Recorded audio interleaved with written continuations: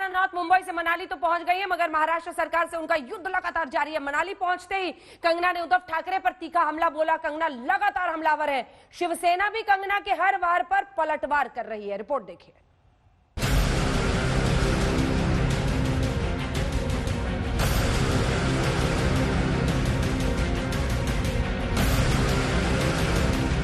पांच दिनों तक मुंबई में रहकर महाराष्ट्र सरकार के खिलाफ हुंकार, प्रतिकार और ललकार कर कंगना वापस मनाली लौट गईं। कंगना अपने घर से एयरपोर्ट के लिए निकली तो वायु श्रेणी की सुरक्षा घेरे के साथ मुंबई पुलिस के जवान भी उनकी सुरक्षा में तैनात दिखे। सिक्योरिटी कितनी ज्यादा यहाँ पर लगाई गई है, देखिए इतनी सिक्योरिटी मैंने एयरपोर्ट पे किसी भी व्यक्ति के लिए, चाहे वो मंत्री हो या कोई और, उसके लिए नहीं देखी है। पूरे इलाके में मानो पूरे टर्मिनल इलाके पर चप्पे चप्पे पर सीआईएसएफ के जवान यहां पर मौजूद हैं। दूसरी तरफ मैं यह भी देख सकता हूं कि भारी संख्या में मुंबई पुलिस के जवान भी यहां पर मौजूद हैं। और we can confirm to the viewers कि कंगना रनावत अब टर्मिनल बिल्डिंग के अंदर चली गई हैं। फ्लाइट पर बैठते ही कंगना ने बता दिया कि वो मुंबई से लौट जरूर रही हैं, मगर उनकी लड़ाई अभी जारी है। भारी मन से मुंबई छोड़ रही हूँ। इन दिनों जिस तरह से मुझे डराने की कोशिश की गई, लगातार हमले हुए, बदसलूकी हुई, दफ्तर के बाद मेरे घर को तोड़ने की कोशिश, मेरे चारों ओर हथियारबंद सुरक्षा घेरा रहा, उसके बाद मैं ये कहना चाहूंगी कि पीओके वाला मेरा बयान सही था। कंगना का ट्वीट बताता है कि वो अपने मुंबई वाले बयान पर अडिग हैं।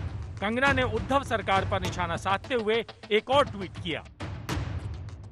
जब रक्षक ही भक्षक होने का ऐलान कर रहे हैं, घड़ियाल बन लोकतंत्र का चीर हरण कर रहे हैं, मुझे कमजोर समझकर बहुत बड़ी भूल कर रहे हैं। एक महिला को डराकर, उसे नीचा दिखाकर अपनी इमेज को धूल कर रहे हैं। महाराष्ट्र सरकार पर तीखे तेवर दिखाते हुए कंगना मुंबई से चंडीगढ़ पहुंच गईं। कंगना रनौत अभी 2 मिनट पहले ही एयरपोर्ट से बाहर आई हैं और एयरपोर्ट से बाहर आते ही उन्होंने मीडिया के लोगों का अभिवादन किया और उसके बाद धीरे धीरे अभिवादन करते हुए वो अपनी कार में बैठ गई।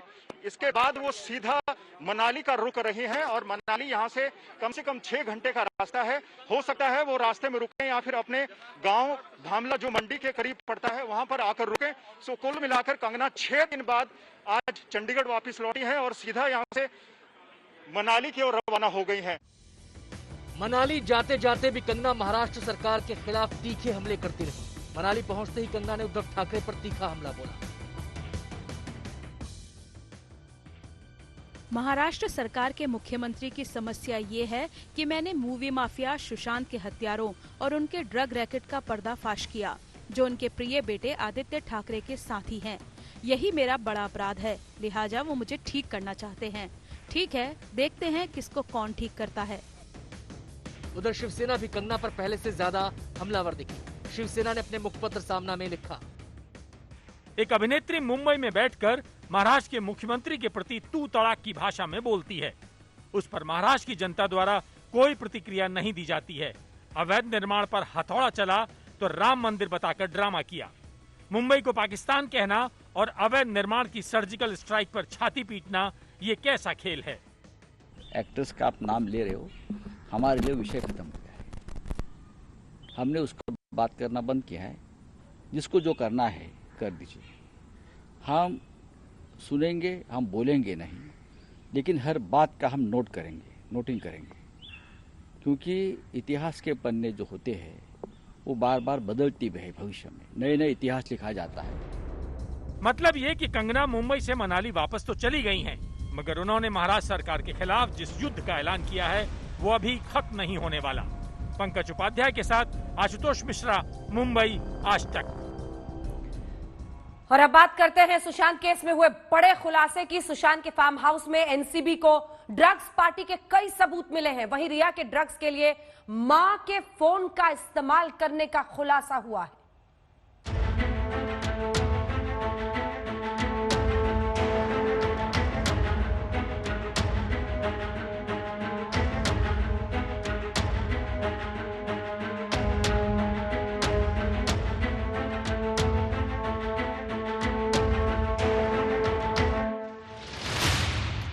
सुशांत की मौत की मिस्ट्री को सुलझाने के लिए जो जांच शुरू हुई थी, वो अब ड्रग्स के फैले जाल में फंसती नजर आ रही है।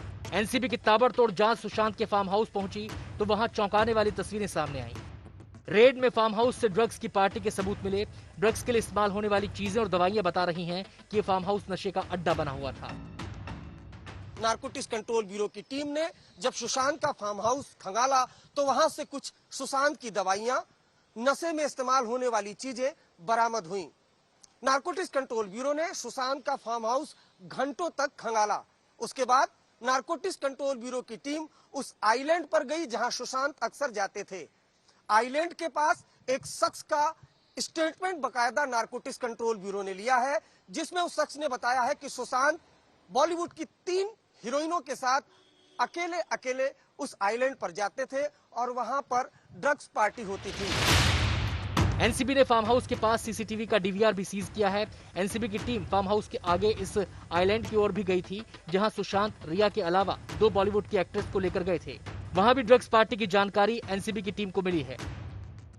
उधर आज तक को एनसीबी के सूत्रों ने जानकारी दी है कि रिया चक्रवर्ती ड्रग्स चैट करने के लिए अपनी मां संध्या के फोन का इस्तेमाल करती थी। इस मोबाइल फोन से भी कई लोगों से ड्रग्स को लेकर चैट हुई थी, जिसका पूरा डेटा एनसीबी की टीम के पास है। फोन को एनसीबी ने रिया के घर छापेमारी में बरामद किया था। ईडी ने जब फोन मांगा था तो रिया ने मोबाइल फोन नहीं दिया था। वहीं एनसीबी ने जब रिया के घर पर छापेमारी की तब जाकर घर से फोन सीज किया गया। रिया चक्रवर्ती अपनी मां के नाम का मोबाइल फोन इस्तेमाल कर रही थीं और उसी मोबाइल फोन से लगातार वो लोगों से चैट्स कर रही थीं। वो मोबाइल फोन सीज किया गया तो नारकोटिक्स कंट्रोल ब्यूरो को उसके मोबाइल फोन से कई ड्रग्स रिलेटेड चैट मिले। तो सवाल ये उठता है कि क्या रिया चक्रवर्ती ने ईडी को गुमराह किया। दरअसल हम आपको बता दें कि ईडी ने रिया चक्रवर्ती से उनका मोबाइल मांगा था। वो मोबाइल फोन रिया चक्रवर्ती ने ईडी को भी दिया था, लेकिन जब नारकोटिक्स कंट्रोल ब्यूरो ने रिया का घर तलाशा था तो वहां से ये मोबाइल फोन सीज किया था जो उनकी मां संध्या के नाम पर था। मामले में रोजाना नए किरदार जुड़ते जा रहे हैं, जो मामले को एक नया ट्विस्ट दे रहे हैं। जाहिर तौर पर सुशांत केस की जांच से ड्रग्स कनेक्शन के बड़े राज का पर्दाफाश होता दिखाई दे रहा है, इसलिए इस मामले की गूंज संसद में भी सुनाई पड़ी। हमारी सरकार ने कई लोगों को पकड़ा है, पकड़े जा रहे हैं। NCB is doing very good work.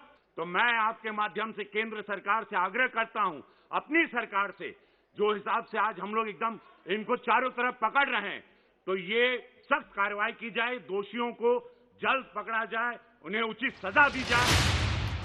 NCB ने भी ड्रग्स मामले को लेकर पूरी तरह से कमर कस ली है। कई बड़े चेहरे एनसीबी के रडार पर हैं, जिन्हें बेनकाब करने की तैयारी चल रही है। मुनीश के साथ अरविंद ओझा, मुंबई आज तक। और एनसीबी दफ्तर के बाहर से अरविंद ओझा हमारे सहयोगी इस वक्त हमारे साथ जुड़ रहे हैं। अरविंद, कई बड़े खुलासे आज की आपकी रिपोर्ट में, क्योंकि एक तरफ अगर मां तक भी कड़ियां जुड़ रही हैं और दूसरी तरफ फार्म हाउस, तस्वीर साफ हो रही है, क्या चल रहा था? जी देखिए, बिल्कुल मैं आपको बताऊं अंजना कि रिया के परिवार तक तो कड़ियां पहले से जुड़ी हैं, लेकिन जिस तरीके से फार्म हाउस पर 8 तारीख को जब नारकोटिक्स कंट्रोल ब्यूरो की टीम गई थी, दरअसल कुछ क्लू मिला था। उसके बाद फार्म हाउस को सर्च किया गया और फार्म हाउस से दूर एक आइलैंड है, वहां पर भी सर्च किया गया, जिसमें कई अहम जानकारियां मिली हैं और हर रोज नए किरदार सामने आ रहे हैं। अब जानकारी मिली है कि उस आइलैंड पर 3 बॉलीवुड की एक्ट्रेस गई थी, जो सुशांत की को स्टार भी थी। और नारकोटिक्स कंट्रोल ब्यूरो की टीम जब आइलैंड पर गई तो एक शख्स का उसने स्टेटमेंट भी रिकॉर्ड किया है और स्टेटमेंट की डिटेल पूरी आज तक के पास मौजूद है, जिसमें उन चीजों का पूरा खुलासा हुआ। दरअसल अंजना, इस पूरे केस में हर रोज नए किरदार आ रहे हैं और नारकोटिक्स कंट्रोल ब्यूरो पूरी तरह से ये एस्टैब्लिश कर देना चाहती है कि रिया चक्रवर्ती, शौविक चक्रवर्ती दरअसल एक बड़े सिंडिकेट का हिस्सा थे और काफी हद तक नारकोटिक्स कंट्रोल ब्यूरो को कामयाबी भी मिली। और इसी का नतीजा है कि 27 कैपिटल ए जो सेक्शन लगा है, ये गले की फांस बन गया है। ये एक तरीके से आप कहें तो उस शख्स पर लगाया जाता है जो ड्रग पैडलिंग सिंडिकेट का मास्टरमाइंड होता है। तो एक के बाद एक पिछले अगर एक्शन की बात की जाए तो कुल 17 लोग गिरफ्तार हो चुके हैं, जिसमें रिया चक्रवर्ती और शौविक चक्रवर्ती है। और अब आज एक शख्स को हिरासत में लिया गया है। अरविंद, मैं लौट रही हूँ आपके पास, एक सेकंड लौट रही हूँ। शौविक को लेकर उसके बेल को लेकर जो बात हुई है वो जरा अपने दर्शकों को पहले बता दें, क्योंकि खबर ये आ रही है, एक तरफ ये बरामदगियां तो हो ही रही हैं, लेकिन दूसरी तरफ शौविक की बेल खारिज करने पर कोर्ट का बयान आया है कि वो कई नाम उगल रहा है, उससे पूछताछ में कई नाम के खुलासे हुए हैं, जांच जारी है। ऐसे में जमानत ठीक नहीं है और यही वो दलील है जो सबसे महत्वपूर्ण है। बेल मिलने और ना मिलने के बीच यही फर्क होता है कि क्या जांच पूरी हो गई है, पूछताछ पूरी हो गई है, लेकिन अभी भी पूछताछ में कई नाम ऐसे हैं जो शौविक उगल रहा है और उसकी वजह से गिरफ्तारियां हो रही है, जांच आगे बढ़ रही है। अरविंद, ऐसे में कोर्ट ने भी कहा कि शौविक से पूछताछ से कई नाम सामने आ रहे हैं, इसीलिए बेल अभी नहीं। जी देखिए अंजना, आज तक के एक एक खुलासे पर दिन लग रहे हैं, लेकिन एक एक खुलासे पर मुहर लग रही है। आज तक ने पहले ही ये खुलासा कर दिया था कि देखिए किस तरीके से रिया चक्रवर्ती और शौविक चक्रवर्ती ड्रग सिंडिकेट का हिस्सा है, और अब अदालत में जिस तरह से नारकोटिक्स कंट्रोल ब्यूरो ने बाकायदा दलील दी थी कि अभी तो हमारी जांच इनिशियल स्टेज पे है, अभी तो ये जांच बॉलीवुड तक जानी है, तो उसी का ये हिस्सा है जिसको अदालत ने ये कमेंट करते हुए उनकी बेल अर्जी खारिज कर दी है। साथ ही साथ नारकोटिक्स कंट्रोल ब्यूरो के अधिकारी ने बताया कि जिस तरीके से कुछ लोग ये बातें कर रहे हैं कि ड्रग्स बरामदगी नहीं हुई है, तो हम ये उनको बताना चाहते हैं कि जब हम एक ड्रग सिंडिकेट को एस्टेब्लिश करते हैं तो उसमें एक शख्स ड्रग्स खरीदता है, एक ड्रग्स सप्लाई करता है, एक ड्रग्स का फैसिलिटेटर करता है। तो इस तरीके से ड्रग्स सिंडिकेट को एस्टैब्लिश किया गया है और शायद यही वजह है कि इस इन्वेस्टिगेशन का नतीजा है कि तमाम आरोपियों को जमानत आसानी से नहीं मिल रही है। अंजना, अरविंद, बाहर आने पर सबूतों के साथ छेड़छाड़ का भी सबसे बड़ा रिस्क रहता है और इसीलिए कोर्ट ने यह साफ कहा है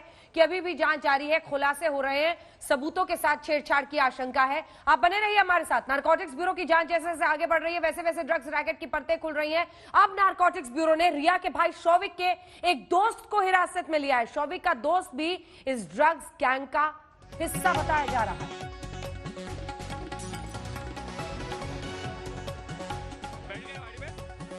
और इस बीच एक और खबर आ रही है, शौविक की बेल पर खारिज करने पर कोर्ट का बयान है।